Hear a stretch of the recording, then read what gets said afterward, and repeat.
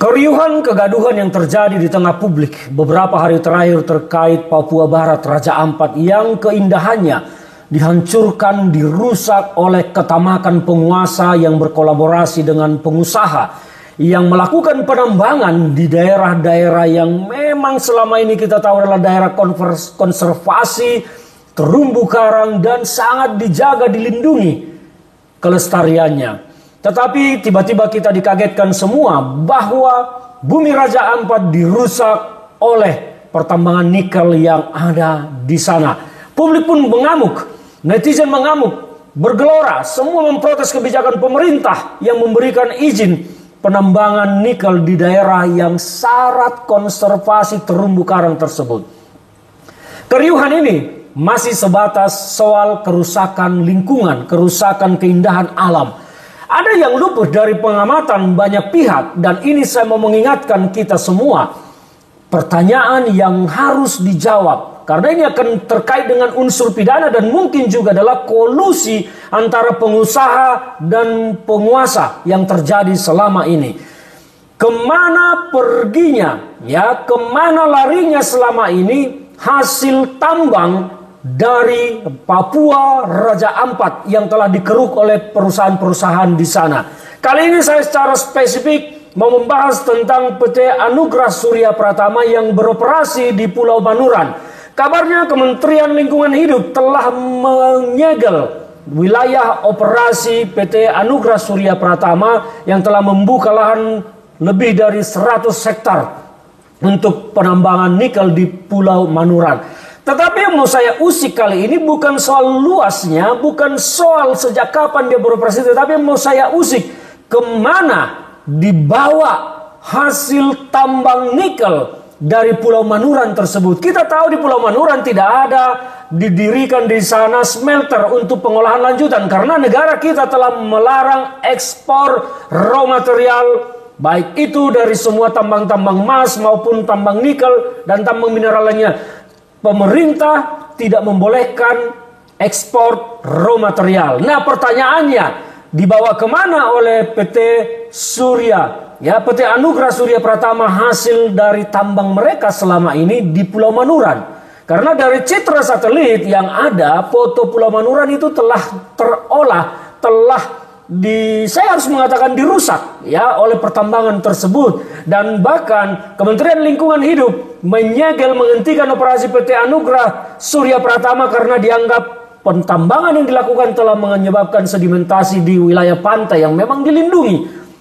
Tapi saya tidak sedang mau membahas tentang sedimentasi. Saya mau membahas dibawa lari kemana, dikirim kemana selama ini hasil raw material dari penambangan nikel di Pulau Manuran tersebut. Karena jangan sampai ini ada dugaan bahwa karena posisi Pulau Manuran ini kan sangat pinggir, dia untuk masuk perairan internasional hanya sebentar saja sudah berada di perairan internasional kalau ada kapal yang membawa ke sana. Pertanyaannya sekarang, di pulau ini, di sekitar pulau ini, ada tidak armada KRI kita punya angkatan laut yang menjaga wilayah ini? Ada tidak armada Bakamla di sana? Ada tidak armada Polairut di sana yang menjaga semua terkait penegakan hukum, keamanan dan pertahanan di sana? Kalau tidak ada, kemana perginya kapal-kapal yang mengangkut raw material hasil pertambangan dari Pulau Manuran tersebut? Dibawa ke smelter mana? Jangan-jangan dibawa langsung kabur ke luar negeri sehingga apa? Indonesia tidak dapat hasilnya. Karena langsung dibawa ke luar negeri dan mungkin kata kasarnya diseludupkan. Bisa jadi. Tapi ini masih perlu verifikasi di lapangan. Ini adalah mempertanyakan, mengusik karena belum ada publik yang berbicara tentang ini, maka saya mempertanyakan. Apalagi saya dapat informasi yang memang belum terverifikasi bahwa 2 minggu yang lalu kurang lebih telah terjadi tiba-tiba perubahan struktur organisasi kepengurusan dari PT Anugrah Surya Pratama. Kabarnya pengurus-pengurus yang lama berganti dengan pengurus yang baru. Nah ini perlu diselidiki lebih lanjut. Namun demikian kembali pertanyaan ini harus diusut. Kenapa saya mempertanyakan ini? Jangan-jangan terjadi kolusi antara pengusaha PT Anugrah Surya Pratama dengan penguasa yang membebaskan akhirnya mereka membawa hasil tambang raw material dari Pulau Manuran tersebut keluar dari Indonesia. Mungkin dibawa langsung ke Cina, ke wilayah PT ini, perusahaan ini ada. Karena ini adalah anak perusahaan dari perusahaan investasi dari Cina, dari Tiongkok. Ini harus dibuka, harus dijelaskan. Jangan sampai Kementerian SDM menutup-nutupi ini. Jangan sampai negara kita tidak dapat manfaat dari penambangan yang ada di sana. Kita hanya mendapat kerusakan lingkungan, sementara hasilnya dibawa keluar dan dinikmati oleh oknum-oknum pejabat yang mengetahui peristiwa itu dan membiarkannya terjadi. Ini harus dikembangkan. Karena publik masih berbicara seputar kerusakan lingkungan. Tapi saya sekarang mau bicara kemana larinya, dibawa kemana perginya raw material hasil penambangan dari Pulau Manuran tersebut. Dibawa ke smelter atau dibawa keluar Indonesia tanpa membayar kewajiban kepada negara. Apalagi ini kan dilarang, sudah dilarang ekspor. Artinya ada pidana korupsi yang sangat besar di sana.